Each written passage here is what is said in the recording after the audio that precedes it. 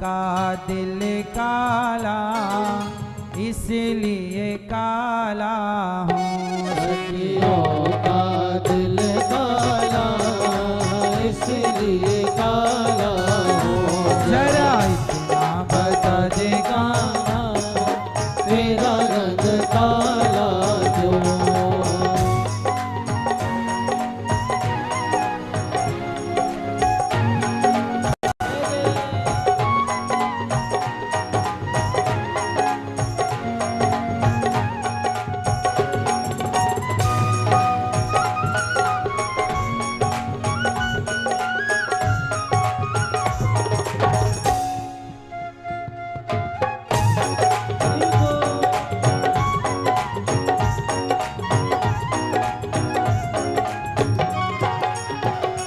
मैंने काली रात में मैंने कालिया नांग पे नाच किया। मैंने कालिया नाग पे नाच किया और कालिया नांग को नाथ दिया। और कालिया नाग को नाथ दिया। नागों का रंग काला नागों का रंग काला इसलिए काला रंग काला इसलिए काला हो। जरा इतना बता दे कान्हा तेरा रंग काला क्यों। जरा इतना बता दे कान्हा तेरा रंग काला क्यों। जरा इतना बता दे कान्हा तेरा रंग काला क्यों। जरा इतना बता दे कान्हा तेरा रंग काला क्यों। अरे काला होकर भी जग से निराला क्यों।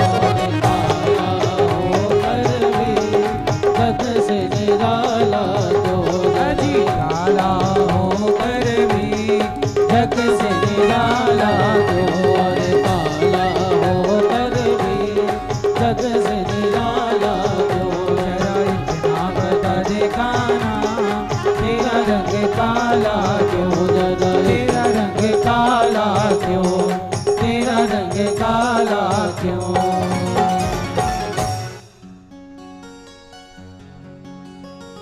कन्हैया बोले सखी सावन में बिजली कड़कती है और बादल बहुत बरसते हैं। बादल का रंग काला इसलिए काला हूँ।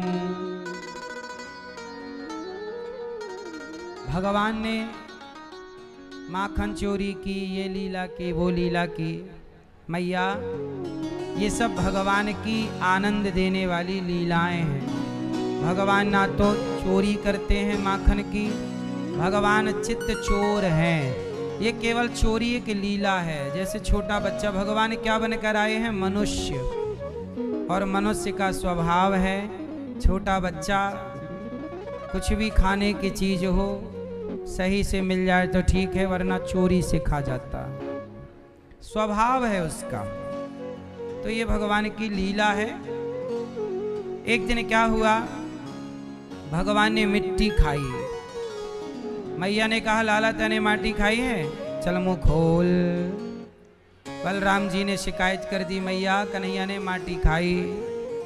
मैया ने मुंह खुलवाया और कन्हैया ने जब मुंह खोला तो जरा से मुख में पूरा ब्रह्मांड, पूरा संसार भगवान के इतने से मुख में मैया ने दर्शन किया।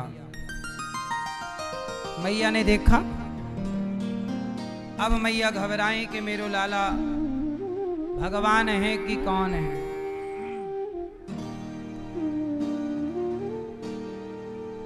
मैया बोली कन्हैया तू भगवान है। कन्हैया समझ गए कि मैया मोको भगवान मान लेगी तो लीला बिगड़ जाएगी, सब भुला दिया। अच्छा भगवान है, भगवान पर अपनी भगवत्ता को छिपा करके रखते हैं। एक दिन मैया कन्हैया को दूध पिला रही हैं, तभी परीक्षित जी ने सवाल किया कि गुरुदेव, ये मैया यशोदा भगवान को दूध पिला रही हैं, जो सबके पालनहार हैं, सबका पेट भरने वाले हैं, उन भगवान का पेट मैया यशोदा भर रही हैं। आखिर कोई तो पुण्य मैया यशोदा ने किया ही होगा। बताइए माँ यशोदा ने कौन सा पुण्य किया है? तब कहा कि मैया यशोदा ने संतों की, देखो यशोदा मैया ने कौन सा पुण्य किया कि कृष्ण जैसा पुत्र मिला। भाई बिना पुण्य के तो कुछ नहीं मिलता।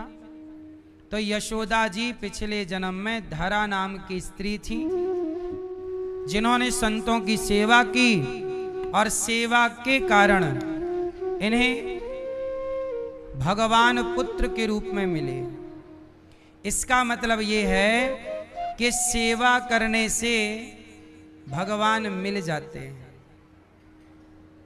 भक्ति करने से तो भगवान मिलते हैं, दर्शन देकर चले जाते हैं। ध्रुव जी ने भक्ति की तो भगवान दर्शन देकर के अंतर्धान हो गए, पर यशोदा धरा ने सेवा की तो भगवान धरा को पुत्र बन करके मिल गए। इसलिए मेरी माँ, भक्ति से मिलेंगे भगवान तो जरा सी देर के लिए मिलेंगे, पर सेवा से मिलेंगे भगवान तो सदा सदा के लिए मिलेंगे। इसलिए कहता हूं कि भगवान को पाना है तो सही रास्ता है, सही तरीका है सेवा। अपनी माँ की सेवा करो, अपने पिता की सेवा करो, जीव जंतु दीन दुखियों की सेवा करो, सब में भगवान का भाव रखकर सेवा करो। गुरु की सेवा करो, गायों की सेवा करो। सेवा से ही भगवान प्रसन्न होते हैं। अच्छा एक बात बताओ, माँ बाप बच्चों से कब प्रसन्न होते हैं? आपका बेटा बहुत बड़ा आदमी बन जाए लेकिन आपको गिलास भर पानी ना दे तो क्या उसके बड़े आदमी होने से आप प्रसन्न रहोगे? लेकिन आपका बेटा आपकी बहुत सेवा करे, सामान्य अपना कमा खा रहा है, पर आपका पुत्र आपका बड़ा ख्याल रखता है, अपना गृहस्थ जीवन अच्छे से जी रहा है, चला रहा है, वह माँ बाप बहुत खुश रहते हैं जिनका बेटा आज्ञाकारी होता है। बोलो हाँ। आप भी तब खुश रहेंगे जब आपका बेटा आपकी सेवा करेगा, है ना? जब आपका बेटा आपकी सेवा करता है तो आप खुश रहते हैं। ऐसे जब भक्त सेवा करता है, किसकी? अब सवाल ये खड़ा हुआ, भक्त सेवा किसकी करे? किसकी करे? तो भगवान के जनों की, भगवान के भक्तों की। आप किसी की भी सेवा कीजिए, चींटी से लेकर हाथी तक, किसी को भी सुख पहुंचाइए, वो सुख भगवान को ही पहुंचेगा, नहीं पहुंचेगा। मैं आपको रोटी दूं और आप खुश हो जाएं खा के, तो वो खुशी किसकी है? आपकी है या आपके भीतर बैठे हुए भगवान की है? और मैं आपके गाल में एक थप्पड़ मार दूं तो वो कष्ट, वो पीड़ा आपको होगी या आपके भीतर बैठे हुए भगवान को? इसलिए जब आप किसी को सताते हैं तो आप उस व्यक्ति को नहीं सताए, उसके भीतर बैठे हुए भगवान को। और किसी को प्रसन्न किया तो उस व्यक्ति को नहीं, उसके भीतर बैठे हुए भगवान को। इसलिए हम सनातनियों को सब में अपने प्रभु का दर्शन करते हुए सबकी निष्काम निष्कपट भाव से सेवा करनी चाहिए। सेवा से ही हमें भगवान की प्राप्ति होती है। एक पीपादेव जी नाम के एक राजा थे, बहुत बड़े राजा।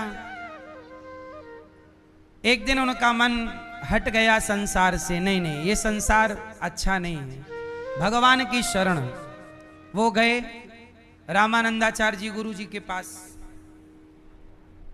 और जब गुरु जी के पास गए तो गुरु जी से कहा, गुरु जी हमें प्रभु की भक्ति दीजिए। रामानंदाचार्य जी साक्षात स्वयं राम के ही अवतार हैं, साक्षात राम हैं वो। तो रामानंदाचार्य स्वामी रामानंदाचार्य जी ने पीपादेव जी से कहा कि ऐसा है कि मैं तुम्हें मंत्र तो दे रहा हूं,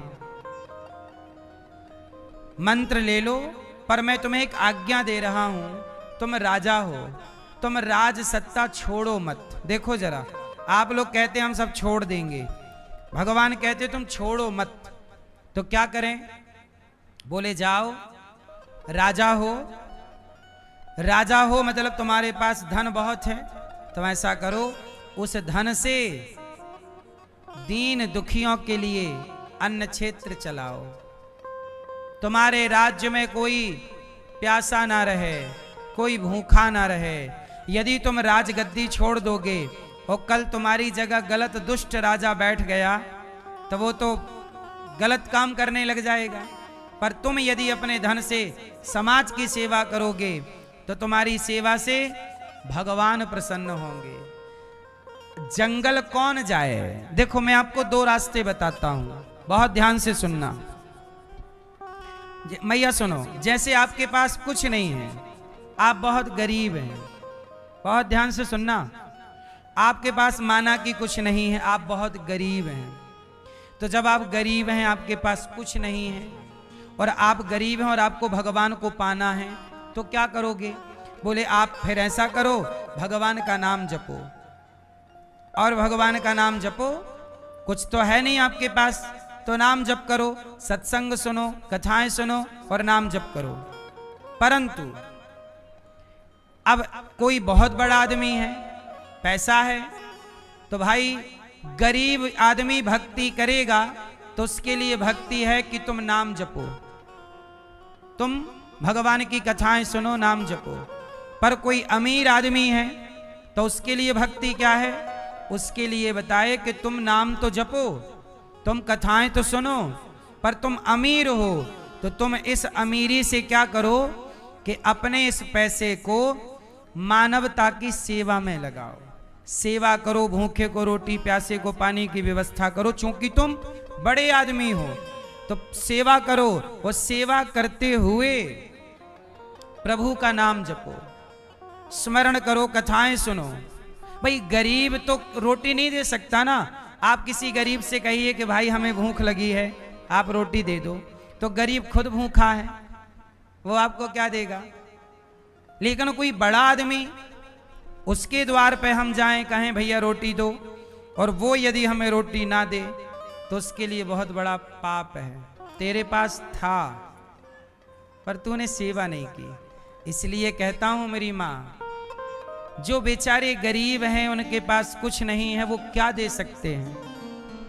परंतु आप यदि दे सकते हैं तो आप सेवा करते हुए भक्ति करिए। जो भक्ति सेवा के साथ होती है वो भक्ति कई गुना फलदायी होती है। इसलिए सेवा के साथ भक्ति कीजिए। इसलिए शबरी माता गरीब है, कुछ नहीं है, तो शबरी अपने गुरु जी की सेवा करती हैं, जंगल से लकड़ी ले आती हैं, गुरु जी के रास्ते पर झाड़ू लगावे। वो पैसा तो दे नहीं सकती, वो पैसा तो दे नहीं सकती। अच्छा एक बात बताओ मैया, आप बहुत बड़े आदमी हैं, उदाहरण के लिए समझाता हूं, आप बहुत पैसे वाले हैं और आपने एक विद्यालय बनाया और आप अपने विद्यालय में गरीब बच्चों को पढ़ाते हैं, निःशुल्क पढ़ा लिखा के उनको IAS IPS बड़े बड़े पदों पर योग्य बना के भेज रहे हैं, और आप निस्वार्थ भाव से सेवा करते हैं। अब बताओ वो आपकी सेवा, वो भक्ति हो रही है कि नहीं? बोलो, है कि नहीं? वो आप इस योग्य हैं कि आप विद्यालय बना सकते हैं। अब कोई बड़ा आदमी है, उसने क्या किया कि मैं 500 लोगों को रोज, गरीब लोगों को भोजन कराऊंगा। बड़ा आदमी है, करा सकता है 500 लोगों को रोज, वो नित्य की सेवा है, 500 लोगों को खिलाकर ही खाता है, बड़ा आदमी है, उसके लिए यही उसकी भक्ति है, यही उसकी भक्ति है। वो सेवा करता हुआ प्रभु का समय। भगवान कहते हैं कि तुम कुछ तुम्हारे पास नहीं है, चलो मेरी शरण में आओ, पर तुम्हारे पास सब कुछ है तो सब कुछ मुझे सौंप करके ये मान लो कि ये संपत्ति मेरी नहीं है। जैसे भगवान ने विभीषण को राजा बनाया,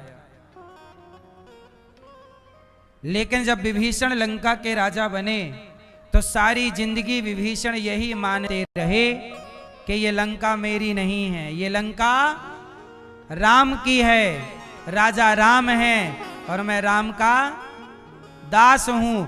दास भाव से वो सेवा करते रहे। आप भी अपने घर पे हो, ये मान लो कि ये फैक्ट्री, ये व्यापार, ये परिवार मेरा नहीं, भगवान का है और मैं भगवान का नौकर हूं और भगवान को सौंप कर सब भगवान के दास बनकर सबकी सेवा करिए। इससे भगवान बहुत प्रसन्न होते हैं। इसलिए ये दास अनिरुद्ध ने सेवा का रास्ता चुना। मुझे सेवा करना अच्छा लगता है। अच्छा एक बात बताओ मेरी माँ, मैं जंगल, कई बार मैं सोचता हूं कि मैं भी सब छोड़कर जंगल जाऊं, एकांत में बैठूंगा, केवल परम भगवान रहेंगे और मैं रहूंगा, तीसरा कोई नहीं।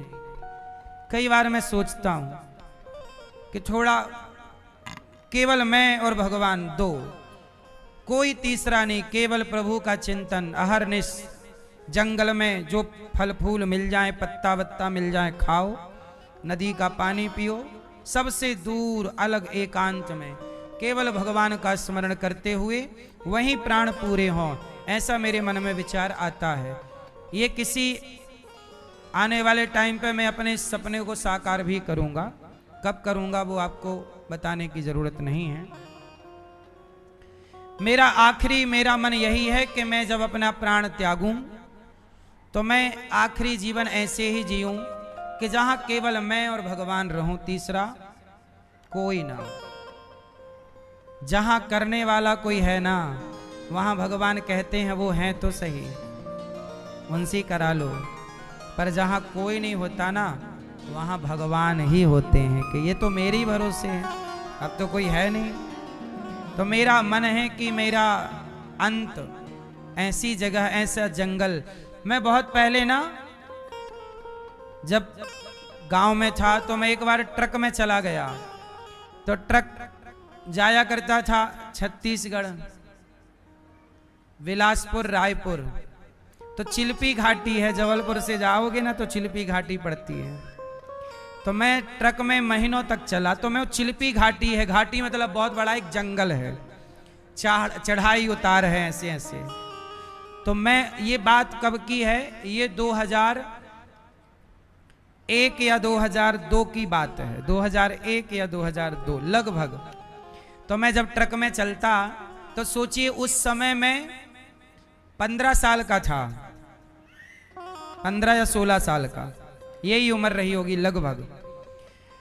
उस समय मैं चिल्पी घाटी का जब जंगल देखूं तो वो जंगल मुझे अपनी ओर खींचे, मानो ऐसा लगे कि कितनी शांति यहाँ है, यहीं किसी नदी के किनारे बैठकर भगवान का भजन करूं। यहीं जंगल के घास पत्ती, भाई विदुर और विदुरानी भी तो जंगल में रहते थे, कंद मूल फल खा के अपना भजन। आखिरी समय ऐसा ही गुजारा होना चाहिए, जहां कोई ना हो, भगवत चिंतन, दिन रात केवल भगवान का स्मरण, भगवान नाम।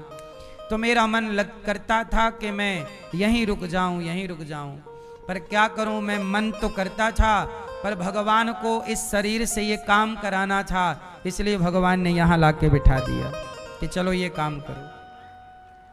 अच्छा एक बात बताओ, मैं आपसे एक सवाल कर रहा हूं, उत्तर दीजिएगा। मैं आपसे एक सलाह ले रहा हूं, बताओ, मैं जंगल चला जाऊं और वहां बैठकर चिंतन करूं तो बताओ मेरा कल्याण हो जाएगा कि नहीं?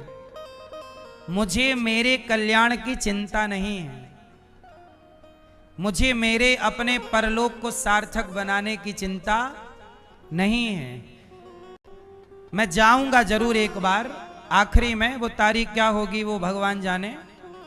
आखिरी में जब, पता नहीं बीच में ही चले गए तो अलग विषय है, पर एक समय बाद ये विचार है कि एकांत में केवल वही भगवत चिंतन हो आखिरी टाइम। तो ये बताओ कि जब मैं जंगल चला जाऊं और वहां बैठ के चिंतन करूं तो मेरा कल्याण हो जाएगा, और यहां गौरी गोपाल में रहकर मैं आपको कथा सुनाकर वृद्ध माओं की सेवा करता हूं, अखंड रसोई चलती है, गुरुकुल में बच्चे पढ़ते हैं, गायों की सेवा होती है, एक विद्यालय बन रहा है, और भी 1-2 विद्यालय और बना के 2, 5, 10 हजार बच्चों को पढ़ा लिखा के योग्य बनाएंगे।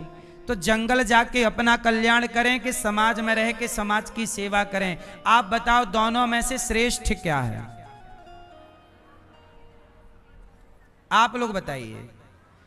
यदि दोनों को तराजू के पलड़े पे रखा जाए, जंगल में जाकर मैं तपस्या करूं और भगवान को पा जाऊं, एक तो ये पक्ष है, और दूसरा समाज में रहता हुआ समाज की सेवा करूं, कि कौन सा पलड़ा भारी है, सेवा का या भजन का? जोर से। हाँ, इसलिए कहता हूं कि आप भी सेवा करिए। मैं अभी सेवा कर रहा हूं, ये दास अनिरुद्ध से भगवान करा रहे हैं तो हो रही है, लेकिन मैं अपने एक जो आखिरी मेरा लक्ष्य है कि चिंतन ईश्वर का हो। देखो कई बार मैं अपने को टाइम नहीं दे पाता, मैं आप सबकी सेवा में, माताओं की सेवा में इतना व्यस्त रहता हूं दिन भर, कब रात होती है, कब शाम होती है, कब सुबह होती है, पता ही नहीं लगता। हमें तो केवल ये पता होता है कि आज कथा का 4था दिन है, कि 5वां दिन है, कि 6वां दिन है, और ये वाली सेवा हो गई, संतों का भोजन बट गया, अन्न क्षेत्र हो गया, ये सेवा हो गई, सेवा पता है ना? बस अब मैं आपसे बस ये कहना चाहता हूं कि समाज में रह करके समाज की सेवा करना ये सबसे श्रेष्ठ काम है। लेकिन जो आपके आखिरी का क्षण है, मुझे लगता है कि देखो सेवा तो है, आखिरी पड़ाव में भी सेवाएं चलती रहेंगी, सब सेवाएं चालू होंगी, चलेंगी, लेकिन फिर भी आखिरी टाइम मुझे वही करना है जो मैंने बताया। आखिरी चिंतन केवल प्रभु का हो, आखिरी समय जगत की दखलंदाजी ना हो। मैं देखो रोज यहां बैठ के आप लोगों से भिक्षा मांगता हूं कि आप लोग माताओं को भोजन कराओ, आप लोग संतों के भोजन में सहयोग करो। कई बार मैं भी सोचता हूं यार मैं कितना बड़ा दिन भर में मांगता ही रहता हूं, लेकिन लगता है कि मैं अपने लिए तो मांगता नहीं हूं, आप लोगों से मांगता किसके लिए हूं कि यहाँ 321 माताएं हैं जिनको दवाई भी फ्री में होती है, जिन माँओं को भोजन नाश्ता, एक भी माँ से हम पैसे नहीं लेते। अब इनकी सेवा के लिए तो आप सबका सहयोग चाहिए ही, लेकिन ये भी एक टाइम है, एक टाइम बाद मैं आपसे कभी नहीं मांगूंगा। एक टाइम बाद मैं चुप होकर के, एक ही रास्ता है मेरा, एक ही लक्ष्य है कि ये सब सेवाएं जब तक प्राण, जब तक ताकत है तब तक सेवाएं करेंगे, और इसके बाद आखिरी टाइम फिर मांगना नहीं है, फिर केवल अपने आप को ये सारी सेवाएं आप लोग संभालिएगा, सब जनता जनार्दन, और आखिरी टाइम, और जितने लोगों का आखिरी चल रहा है वो लोग ध्यान से सुने कि आखिरी टाइम सबसे चित्त को हटा लीजिए, ना कोई दोस्त रह जाए, ना कोई दुश्मन, ना कोई अपना रह जाए, ना कोई पराया, ना कोई मेरा, ना कोई तेरा, और बस केवल हर श्वास में भगवान का नाम, चिंतन ध्यान केवल भगवान का। और जो मिल जाए, पानी मिल जाए तो पानी पी लो, कंद मूल फल मिल जाए, पत्ते। मैं आपको बता दूं, ये दास अनिरुद्ध, मुझे भोजन ना दिया जाए तो मैं जीवित रह सकता हूं। मैं कई बार पत्ते वत्ते खा के अभ्यास करता रहता हूं कि कौन कौन से पत्ते खाए जा सकते। जंगल में तो घास फूसी है, वहां तो कोई 56 भोग मिलना नहीं है, मांस तो खा नहीं सकते, संस्कार नहीं है मांस खाने के। कंद मूल, राम जी क्या खाए 14 साल, जैसे राम का जीवन गुजरा, आखिरी में त्यागमय जीवन होना चाहिए। आखिरी कैसा जीवन हो? त्यागमय, बिल्कुल त्याग। इसलिए कहता हूं आप भी अपना आखिरी टाइम सबसे चित्त हटा के अभी कर लो बातें जिससे जो कहनी है। इसलिए दास अनिरुद्ध हर दिन अभी जो करना है मैं कर रहा हूं। मेरा मन है माओ की सेवा का, अखंड रसोई का सेवा का, विद्यालय बना के पढ़ाना लिखाना, ये सब है, हो जाएगा। परंतु मेरा अपना भी तो कल्याण मुझे करना है कि नहीं? सेवा से तो मेरा हो ही जाएगा, पर भी मेरी आत्म संतुष्टि क्या है? मेरी अंतिम संतुष्टि है कि सबसे चित्त हट जाए, एक भगवान में, भगवान ने जीवन में समय दिया है। वो एक डॉक्टर साहब ने बताया कि एक मरीज था, वो वेंटिलेटर पर लेटा था। सुनना, सत्य घटना है। एक डॉक्टर थे, उन्होंने बताया कि एक मरीज थे। वेंटिलेटर पे आदमी कब जाता है? जब आखिरी। एक लगभग 70-75 साल के एक दादाजी थे, वो वेंटिलेटर पर लेटे। वो वेंटिलेटर पर लेटे, डॉक्टर समझ गया कि अब ये बचेंगे नहीं, क्योंकि डॉक्टरों को पता है कौन बच सकता है कौन नहीं। वेंटिलेटर पे जाना मतलब लगभग आखिरी है। तो डॉक्टर ने समझ लिया कि ये पेशेंट मर जाएगा। अच्छा, वो दादाजी को ध्यान से देखा तो वो रो रहे थे।